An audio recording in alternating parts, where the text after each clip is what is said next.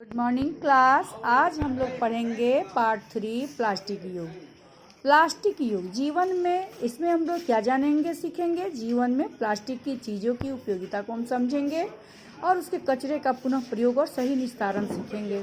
Plastic की वस्तुओं के लाभ क्या है और हानि क्या है वो समझना है हमें, और प्लास्टिक युग को प्लास्टिक के खतरों से बचाना।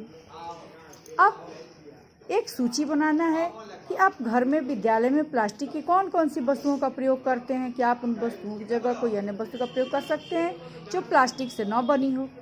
अब जैसे थैला कपड़ा और जूट से भी हम बना सकते हैं। कुर्सी लकड़ी और स्टील से भी बनती है। पेंसिल बॉक्स हम कपड़ा का भी देखते हैं आजकल मार्केट में, और जूट का भी। टोकरी बांस से बनी होती है। डिब्बा टीन और स्टील का भी हम इस्तेमाल कर सकते हैं। प्लास्टिक एक बहुत ही नुकसानदेह है। अब आइए आपको कुछ वर्ष पहले समय में ले चलते हैं। पहले के ज़माने में हर घर में एक कोना होता था जहाँ कुछ थैले लटके रहते थे। कोई बाजार जाता था तो उस कोने से अपनी ज़रूरत के अनुसार थैली ले लेता था। बिना बैग लिए कोई भी घर से बाहर नहीं जाता था। लेकिन आजकल क्या है, आजकल सब सामान प्लास्टिक के थैलों में पैक कर दिया जाता है।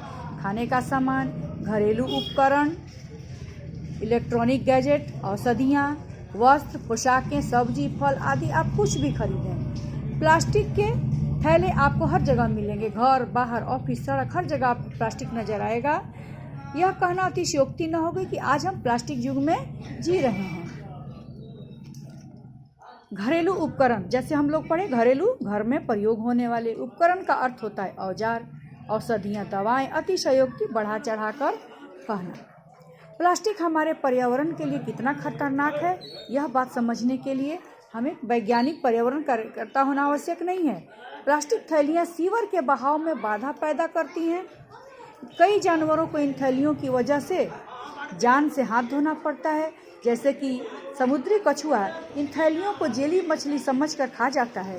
प्लास्टिक थैलियों में लिपटा हुआ खाना खाकर बहुत से जानवरों की खाने की नलियां बंद हो जाती हैं और उनकी मृत्यु का कारण बन जाता है। जिन रसायनों के केमिकल से ये थैलियां बनाई जाती हैं वे हमारे स्वास्थ्य के लिए हानिकारक, नुकसानदेह, और इन्हीं में हम खाने पीने के पदार्थों को लपेटते हैं। पदार्थ का मतलब होता है चीज़, वस्तु। इसके अलावा पेंट, इमल्सन और प्लास्टिक की चीज़ों में प्रयोग किए जाने वाले रसायन भी हमारे स्वास्थ्य के लिए खतरा पैदा करते हैं। अब सवाल यह उठता है कि प्लास्टिक इतना खतरनाक है तो हमारे जीवन में इतना ज़रूरी कैसे हो गया। यह प्लास्टिक जो है पेट्रोलियम से बनता है। यह बहुत हल्का, अत्यंत मजबूत, आसानी से उठाए जा सकने वाले प्लास्टिक किसी भी आकार में ढाला जा सकता है। सख्त होने के बावजूद इसमें लचीलापन भी बहुत है। इसे हम चाहें तो पारदर्शी या अपारदर्शी दोनों ही बना सकते हैं। पारदर्शी का मतलब होता है जिसके आर पार देखा जा सके। अपारदर्शी जिसके आर पार नहीं देखा जा सके। बिजली इसमें से पास नहीं हो सकती। प्लास्टिक सस्ता होता है और पुनः प्रयोग में आने की वजह से थोड़े समय में भी आसानी से भारी मात्रा में पैदा किया जा सकता है। यह बहुत टिकाऊ होता है। शुद्ध प्लास्टिक की खासियत यह है कि सामान्य तापमान पर न कोई रसायन असर करता है, न घुलता है और न सड़ता है। इन्हीं कारणों से प्लास्टिक का प्रयोग घर व दफ्तरों में प्रयोग होने वाली ढेर सारी वस्तुओं में किया जाता है। प्लास्टिक यदि समझदारी से इस्तेमाल किया जाए तो पर्यावरण के लिए अत्यंत लाभदायक सिद्ध हो सकता है। पर्यावरण, वातावरण, लाभदायक, फायदेमंद।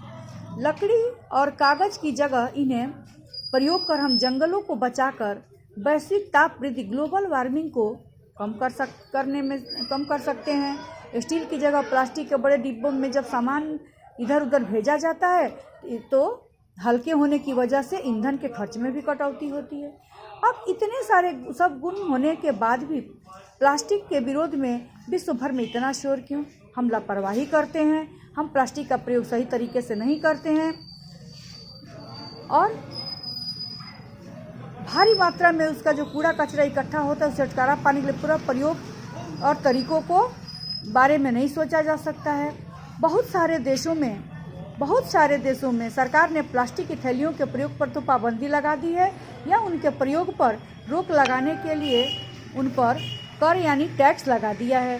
दिल्ली सरकार ने एक बिल के द्वारा प्लास्टिक के प्रयोग पर पाबंदी लगा दी है।